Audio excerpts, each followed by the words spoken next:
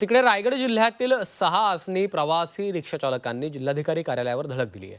आपल्या प्रलंबित मागण्यांवर सकारात्मक चर्चा होऊन देखील कोणतीही कार्यवाही होत नसल्याची त्यांची तक्रार आहे। पासिंग फीची भरमसाठ फी वाढ कमी करावी, माणगाव येथील पासिंग ट्रॅक तातडीने सुरू करावा अशा मागण्या केल्या आहेत। आज प्रलंबित मागण्या होत्या की 17/3/2023 रोजी तत्कालीन मुख्यमंत्री एकनाथजी शिंदे साहेब यांच्या अध्यक्षतेखाली आमची ह्या प्रलंबित प्रश्नासाठी मीटिंग झाली होती आणि त्यामध्ये सकारात्मक सर्व निर्देश त्यांनी दिले होते। परंतु त्या निर्देशाला वरिष्ठ अधिकाऱ्यांनी दुर्लक्ष करून आमच्यावर तांत्रिक लूट चाललेली आहे आणि ह्या संदर्भात आजचा मोर्चा काढलेला आहे। तर रायगडमध्ये विविध मागण्यांसाठी हा मोर्चा काढण्यात आलेला आहे। प्रलंबित मागण्यांसाठी त्यांनी कार्यालयावर धडक दिलेली आहे।